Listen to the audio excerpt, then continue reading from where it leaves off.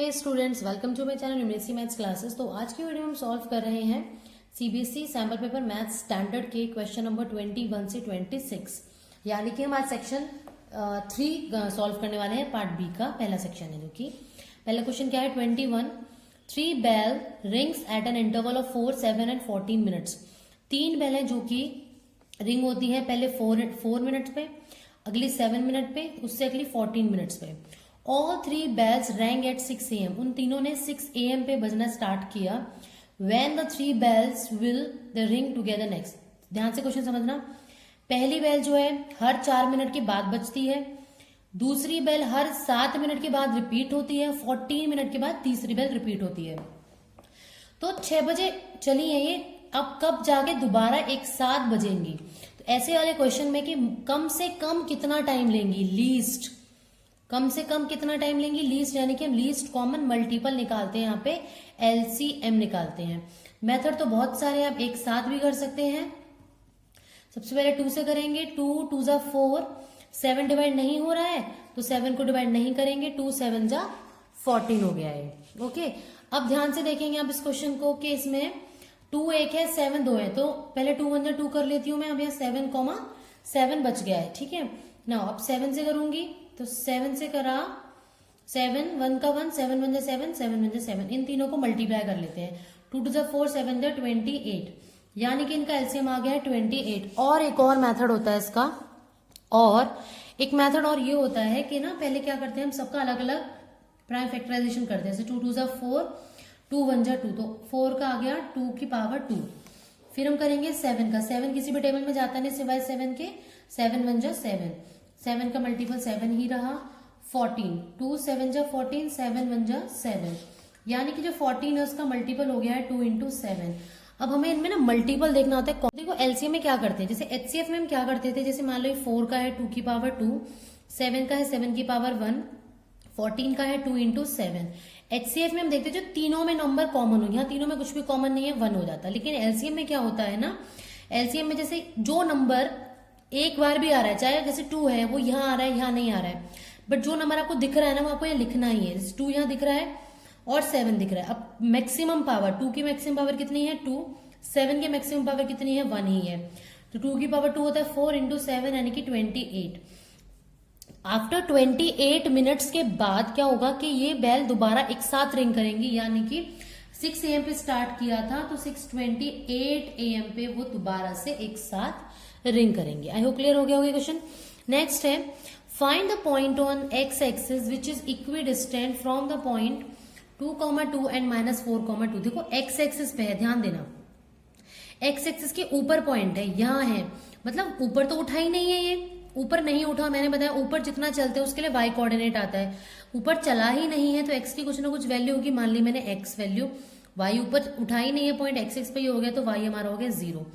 यानी कि अगर मैं इस पी पॉइंट को x, 0 लेट कर लेती हूँ तो क्यू पॉइंट अगर मान लेती हूँ 2, -2 एंड आर पॉइंट मान लेती हूँ -4, 2, तो जो ये पॉइंट है ये इन दोनों से इक्वल दूरी पे है, यानी कि जो डिस्टेंस है पी क्यू का वो पी आर के इक्वल होगा अकॉर्डिंग टू क्वेश्चन। अब पी क्यू का डिस्टेंस फॉर्मूला क्या होता है हमारा, x2 - x1 का स्क्वायर प्लस y2 - y1 का स्क्वायर, यानी कि 2 - x का स्क्वायर प्लस -2 - 0 का square is equal to P R का डिस्टेंस होगा -4 - x का स्क्वायर। आप किसी को भी आगे पीछे लिख सकते हैं, इस फॉर्मूले में फर्क नहीं पड़ता है, ठीक है, प्लस 2 - 0 का स्क्वायर, ये हो गया है।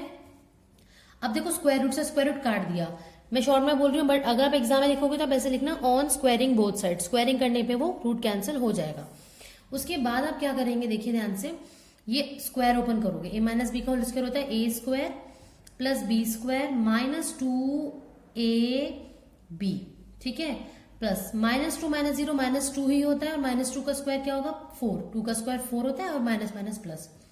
अब इसका, अब आप कहेंगे ये तो ना तो a - b है ना ही a + b है। देखो जब सेम साइन होते हैं वो a + b की तरह एक्ट करता है, क्यों, मान लो मैं इसमें से माइनस साइन कॉमन ले लेती हूँ, 4 + x हो जाएगा अंदर, इस पूरे का स्क्वायर, जब माइनस साइन को मैं स्क्वायर से बाहर लिखूंगी तो माइनस का स्क्वायर क्या होता है प्लस, यानी कि ये 4 + x का स्क्वायर की तरह ट्रीट करेगा। तो ये a का स्क्वायर यानी कि 4 का स्क्वायर 16 प्लस b का स्क्वायर यानी कि x का स्क्वायर प्लस 2ab यानी कि 2 इंटू 4 इंटू एक्स। ना 2 का स्क्वायर 2 - 0 2 होता है, 2 का स्क्वायर हो जाएगा 4। 4 से 4 कैंसिल, एक्स स्क्वायर से एक्स स्क्वायर कैंसिल, ये हो गया 2 to the 4 माइनस 4x, ये हो गया 16 प्लस 8x, माइनस का 4x इधर ले आओ, प्लस का 16 इधर ले आओ, 4 माइनस 16 हो जाएगा, यहाँ हो जाएगा 8x, माइनस का 4x हो गया, प्लस का 4x, 4 माइनस 16 होता है माइनस का 12 और 8x प्लस 4x हो गया 12x। तो 12 से 12 कैंसिल, यानी कि x की वैल्यू -1 आ गई है। तो पॉइंट जो था P हमारा -1,0 हो जाएगा। ठीक है, जब भी इक्वी डिस्टेंट इन सब की बात होती है तो आप डिस्टेंस फॉर्मूला यूज करेंगे। Okay, now next question, question number 23 से पहले एक और का पार्ट भी था इसमें कि P और Q दो पॉइंट दिए हुए हैं, find the coordinate of the point R on PQ such that, देखो P एक पॉइंट है, Q एक पॉइंट है, find the coordinate of the point R on PQ, PQ के ऊपर यानी कि PQ एक लाइन है, इस पे एक R पॉइंट हमें बताना है, such that PR is equal to twice of QR। ध्यान दोगे तो दो तरीके से क्वेश्चन हो सकता है, आपके पास P के कोऑर्डिनेट्स हैं, आपके पास Q के कोऑर्डिनेट्स हैं, आप R के कोऑर्डिनेट फाइंड आउट कर सकते हैं, क्योंकि R के कोऑर्डिनेट आप x, y लेट करना, PR का distance formula is equal to 2QR के डिस्टेंस फॉर्मूले के इक्वल रखना, यहां से भी कर सकते हो। दूसरा एक और इजी मेथड ये है कि कुछ सेक्शन फॉर्मूले जैसा लग रहा है कि R पॉइंट कुछ रेशियो में डिवाइड करा है, वो रेशियो क्या है, देखो ये है मेरा PR is equal to 2QR, इस QR को नीचे ले आओ तो PR upon QR is equal to 2 बचा, यहाँ 2 को मैं 2/1 भी लिख सकती हूँ, यानी कि ये रेशियो है 2/1। P के कोऑर्डिनेट है -2,5 एंड Q के कोऑर्डिनेट है 3,2। तो R के कोऑर्डिनेट कैसे निकल जाएंगे, यूजिंग सेक्शन फॉर्मूला। अब सेक्शन फॉर्मूला याद ही होगा, अगर नहीं याद है तो एक बार बता देती हूँ। सेक्शन फॉर्मूले के कोऑर्डिनेट कैसे आते हैं, x के लिए आता है m into x2 plus n into x1, मतलब कि पहले वाले रेशियो से दूसरा कोऑर्डिनेट मल्टीप्लाई करना है और दूसरे वाले रेशियो से पहला कोऑर्डिनेट। x की वैल्यू निकाले तो x वालों से करेंगे, y वाले निकाली है तो y वालों से करेंगे। तो 2 into 3 plus 1 into -2 upon this, इन दोनों का सम, रेशियोज का सम होता है। ये सॉल्व करके आएगी x की वैल्यू कॉमा y की क्या आएगी, देखो 2 इंटू 2 y कोऑर्डिनेट के सेकेंड वाले से करेंगे, प्लस 1 इंटू 5 अपॉन 2 प्लस 1, इनको सॉल्व कर लो, आंसर आ जाएगा 2 3 6 प्लस माइनस का 2 upon 2 plus 1 3, comma 2 2 4 plus 5 1 5 2 plus 1 3, 6 minus 2 4 होता है 4,3, 4 अपॉन 3, 4 प्लस 5 9 होता है 9 अपॉन 3, 3 3 9, यानी कि जो R के कोऑर्डिनेट है वो आपके आगे 4/3,3, ये वैल्यू आ गई है R के कोऑर्डिनेट्स की। अगर आप इसको डिस्टेंस फॉर्मूले से करते थोड़ा सा लेंदी हो जाता, अदरवाइज आप आंसर उससे भी फाइंड आउट कर सकते थे। नेक्स्ट क्वेश्चन है क्वेश्चन नंबर 23। इसमें गिवन है find a quadratic polynomial who zeros are 5 - 3√2 and 5 + 3√2। देखो पहले एक चीज बता दूं आपको, क्वाड्रेटिक जो पॉलिनोमियल होता है उसका फॉर्मूला होता है फॉर्म करने का, क्या होता है, x² minus sum of zeros, sum of zero को मैं एस से डिनोट करूं, into x plus product of zeros. अब सम ऑफ जीरोज कैसे आएगा, देखो इसको मैं s से रिप्रेजेंट कर रही हूं, सम ऑफ जीरो यानी कि इनका सम कर दो 5 - 3√2 प्लस इसको ऐड करेंगे 5 + 3√2 से, ये दोनों कैंसिल हो गए, 5 + 5 हो गया 10। अब मैं निकालूंगी p यानी कि product of zeros. Product of zeros क्या होगा देखेंगे ध्यान से, ये है 5 - 3√2 इंटू ये है 5 + 3√2। अगर आप ध्यान से देखें तो दो तरीके से कर सकते हैं, पहली बात तो आप इसे नॉर्मली मल्टीप्लाई करो या फिर आप आइडेंटिटी यूज करो to save your time. a - b into a + b बन रहा है ना, a² - b² आइडेंटिटी होती है, तो a² यानी कि 5 का स्क्वायर माइनस b² यानी कि 3√2 का स्क्वायर, 5 का स्क्वायर इज 25 माइनस 3√2 का स्क्वायर करोगे 3 का स्क्वायर 9 होता है, √2 का स्क्वायर 2 होता है, तो ये हो गया 25 माइनस 18, तो 25 माइनस 18 आई थिंक 7 होता है, राइट। सम मिल गया, प्रोडक्ट मिल गया, देयरफॉर जो आपका क्वाड्रेटिक पॉलिनोमियल था वो क्या हो जाएगा, पुट कर देंगे वैल्यू, तो x² माइनस सम यानी कि 10x प्लस प्रोडक्ट यानी कि 7, तो ये आपकी हो गई है क्वाड्रेटिक पॉलिनोमियल की इक्वेशन। आई होप क्लियर हो गया होगा। नाउ नेक्स्ट करते हैं क्वेश्चन नंबर 27। क्वेश्चन नंबर 27 हमारा कंस्ट्रक्शन बेस्ड है, जिसमें हमें बोला गया है draw a line segment AB of length 9 centimetre with A and B as centres, draw circle of radius 5 centimetre and 3 centimetre. यानी कि आपको AB जो लाइन दी हुई है इसके A और B सेंटर मान के उन पे 2 सर्कल बनाने हैं कंस्ट्रक्ट करना है tangent to each circle from the centre of other circle, मतलब दोनों सर्कल के टेंजेंट ड्रॉ करने हैं। जब पहले सर्कल का ड्रॉ करोगे तो दूसरे वाले सर्कल के सेंटर को हमने वो पॉइंट मानना है जहां से हम टेंजेंट ड्रॉ करते हैं। चलिए करना स्टार्ट करते हैं। तो सबसे पहले हम, क्योंकि हमें बोला गया लाइन सेगमेंट ड्रॉ करना है, तो एक 9 सेंटीमीटर का मैं लाइन सेगमेंट ड्रॉ कर लेती हूँ। ये मैंने 9 सेंटीमीटर का एक लाइन सेगमेंट ड्रॉ कर लिया, जिसको मैंने नाम दे दिया है AB। ठीक है, थोड़ा टेढ़ा हो गया है आई थिंक, चलो थोड़ा टेढ़ा बन जाएगा हमारा क्वेश्चन, कोई बात नहीं। नेक्स्ट हमें बोला है with A and B as centre, A को सेंटर मान के सर्कल ड्रॉ करना है 5 सेंटीमीटर रेडियस का, और B को मान के करना है 3 सेंटीमीटर रेडियस का। तो पहले हम कंपास ओपन करेंगे अपना 5 सेंटीमीटर का, जिससे कि मैं 5 सेंटीमीटर का बना पाऊँ। ठीक है, इस तरह से आप रखेंगे इस स्टार्टिंग पॉइंट पे और 5 तक लेके जाएंगे। ये 5 सेंटीमीटर ओपन हो गया है, क्योंकि A को सेंटर मानना है, A के इस पॉइंट पे रखेंगे हम और एक सर्कल ड्रॉ कर देंगे।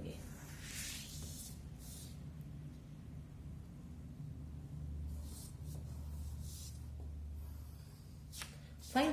अब मुझे बोला गया है कि बी को सेंटर मान के आपको क्या करना है, 3 सेंटीमीटर का सर्कल ड्रॉ करना है। तो अब मैं क्या करूंगी, 3 सेंटीमीटर का ओपन कर लूंगी इसे, इसको थोड़ा प्रेस करेंगे, ये हमारा 3 सेंटीमीटर ओपन हो गया है।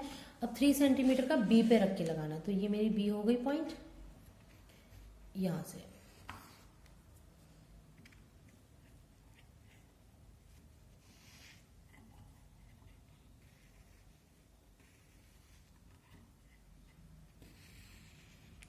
ठीक है, ये दोनों सर्कल ड्रॉ कर लिए हैं। अब हमें बोला गया है construct tangent to each circle from the centre of other circle. देखो, जब मैं इस सर्कल के लिए टेंजेंट ड्रॉ करूंगी तो मुझे वो इस सेंटर से करना है, मतलब कि ये मेरा वो पॉइंट है जहां से मुझे टेंजेंट ड्रॉ करना है। जब इसके लिए करूंगी तो वो ये वो पॉइंट है जिसके लिए मुझे ड्रॉ करना है। अब आप ध्यान देना, हम टेंजेंट कैसे ड्रॉ करते थे, जब भी हमें एक लाइन दी होती थी कि सेंटर इस सर्कल का, जिस सर्कल का मुझे टेंजेंट ड्रॉ करना है उसका सर्कल, और बाहर वाला पॉइंट जहां से मुझे टेंजेंट ड्रॉ करना उसका मैं परपेंडिकुलर बाइसेक्टर ड्रॉ करती थी। तो आप ध्यान से देखेंगे जो ये AB लाइन है ये दोनों के लिए कॉमन है, क्योंकि जब आप इस सर्कल के लिए एक्सटर्नल पॉइंट मानेंगे तो A पॉइंट हो जाएगा, इसके लिए मानेंगे तो B हो जाएगा। यानी कि AB ही वो लाइन है जिसका मुझे परपेंडिकुलर बाइसेक्टर ड्रॉ करना है। कैसे करते थे, जैसे किसी भी लाइन का परपेंडिकुलर बाइसेक्टर ड्रॉ करना होता है तो हम ना एटलीस्ट मिड पॉइंट तक या फिर more than half compass open करेंगे अपना, और ये ऐसे 2 आर्क लगाएंगे। मैं बड़ी आर्क इसलिए लगा रही हूँ क्योंकि मुझे नहीं पता कहाँ कट करेगा वो। ठीक है, अब ऐसे ही मैंने A पे लगा ली तो ये यहाँ कट कर गया, और नीचे तो कट कर गया। ठीक है, और अगर हल्का सा रह गया है तो आप B पे रख के दोबारा से कर देंगे, और एक्स्ट्रा आर्क को आप चाहो तो रब कर सकते हैं। अब आप इनको ज्वाइन करेंगे तो आप देखेंगे एक पॉइंट आपको C मिलेगा यहाँ पे।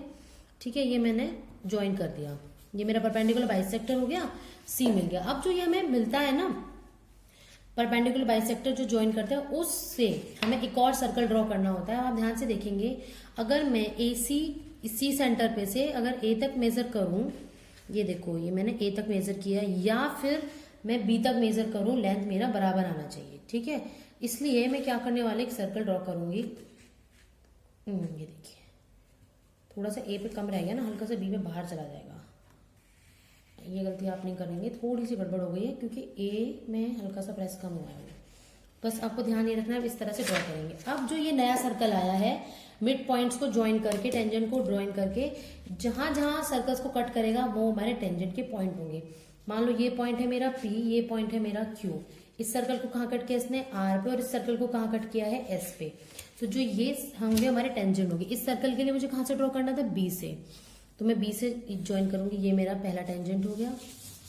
ये ध्यान देना बिल्कुल से ज्वाइन होगा, क्योंकि यहाँ थोड़ा सा कम रह गया ना, उस वजह से थोड़ा उधर चला गया है। ये B मेरा यहाँ तक आ गया है ऐसे। ठीक है, अब इस सर्कल के लिए, छोटे वाले के लिए मुझे कहाँ से ड्रॉ करना है, A से। A से कर देंगे। ठीक है, A से ज्वाइन कर देते हैं, A से उस पॉइंट को जहाँ पे वो नया वाला सर्कल हमें कट करा था, इसको ज्वाइन कर दिया, और A से Q पे ज्वाइन कर देंगे। ठीक है, ये मेरा A पॉइंट और ये मेरा Q पॉइंट, तो ये हमारे हो गए हैं tangent draw. I hope clear हो गया होगा। नाउ नेक्स्ट क्वेश्चन करते हैं, क्वेश्चन नंबर 25। इसमें गिवन है if tan A is equal to 3/4 find the value 1/sin A plus 1/cos A। सबसे पहले आपको tan A 3/4 दिया हुआ है, उसको आप क्या लिख सकते हो। देखो हमारे पास ये था कि पंडित बद्री प्रसाद हर हर भोले, और ऊपर हम याद रखते थे सोना चांदी तोलो। अब तोलो मीन्स 10, 10 के लिए मेरा है परपेंडिकुलर अपॉन बेस, यानी कि ये वैल्यू है परपेंडिकुलर अपॉन बेस। अब परपेंडिकुलर 3 तो हो नहीं सकता है, रेशियो है तो कुछ कॉमन मल्टीपल रहा होगा, यानी कि जो परपेंडिकुलर है आपका वो हो जाएगा 3k, मान लो k मल्टीपल है, और बेस हो जाएगा 4k। अब मुझे 3k 4k की हेल्प से पहले हाइपोटेनस निकालना है, क्योंकि मुझे साइन ए कॉस ए की वैल्यू चाहिए। साइन ए कैसे आएगा, परपेंडिकुलर अपॉन हाइपोटेनियस की हेल्प से, तो हाइपोटेनियस तो चाहिए। एंगल ए की बात हो रही है, तो एंगल ए ध्यान रखना, इसको नहीं लिखेंगे एंगल ए, आप ये लिखेंगे, क्योंकि जिस एंगल की हम बात करते हैं उसके ऑपोजिट वाली साइड हमारी परपेंडिकुलर होती है। ए ये है, अब बी सी आप किसी को भी लिख सकते हैं, ए बी सी हो गया ये। तो अब मैं फाइंड आउट करूंगी यूजिंग पाइथागोरस थ्योरम, हम लिख लेंगे यहाँ पे by Pythagoras theorem, A C का square is equal to A B का स्क्वायर प्लस बी सी का स्क्वायर, क्योंकि हाइपोटेनियस का स्क्वायर होता है हमारा perpendicular square plus base square. Now A C की वैल्यू तो मुझे नहीं पता, बट हाँ ए बी की वैल्यू पता है 4k का स्क्वायर प्लस बी सी की वैल्यू कितनी है 3k का स्क्वायर।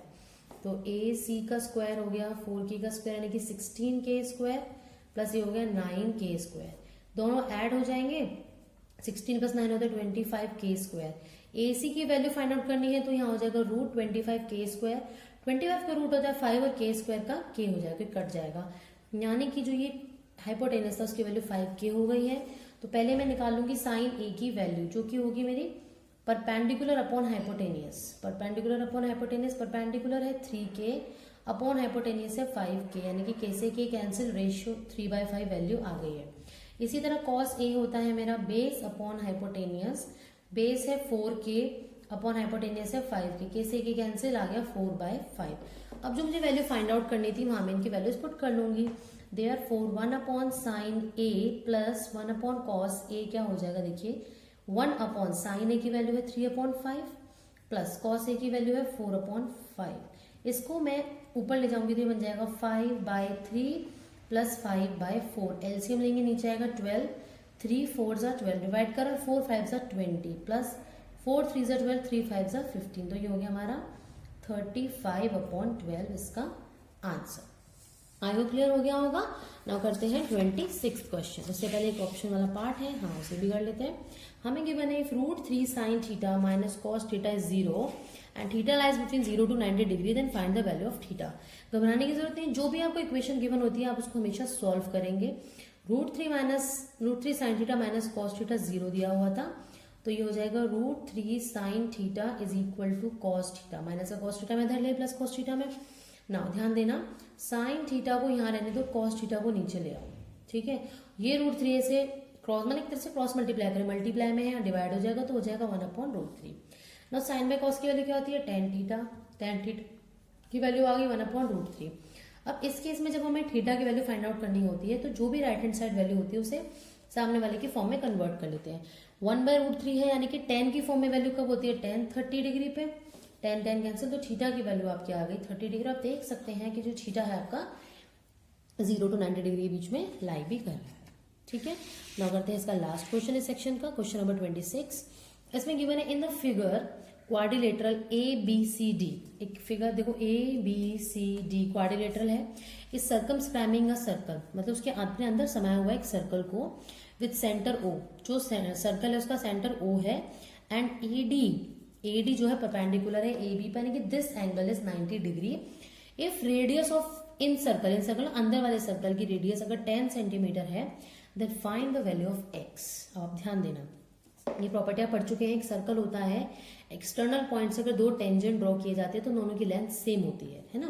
तो अगर A पॉइंट से मैं ये ड्रॉ करती हूँ, AS और AP की लेंथ बराबर होगी, AS और AP की लेंथ बराबर होगी, है ना, और OP OS ऑलरेडी इक्वल है क्योंकि रेडियाई है सर्कल की, ठीक है ना। AP और AS इक्वल है क्योंकि टेंजेंट, लिख लेना line, tangent drawn from external point are equal. और अब ध्यान देना, एक प्रॉपर्टी और पढ़ते हैं, अगर सर्कल है और एक टेंजेंट ड्रॉ किया गया है तो सेंटर से जो लाइन खींची जाती है, जो रेडियस खींची जाती है टेंजेंट तक, वो हमेशा 90 डिग्री का एंगल बनाती है, यानी कि दिस एंगल इज 90 डिग्री। तो OP भी तो एक रेडियस है P पे पॉइंट पे, तो ये भी 90 डिग्री। अब ये 390 डिग्री है तो ये भी 90 ही होगा ना ऑब्वियसली, तो ये आपका क्या बन गया है, स्क्वायर। तो आप लिख लेंगे OS is perpendicular on AS and OP is perpendicular on AP, क्योंकि रेडियस ड्रॉन फ्रॉम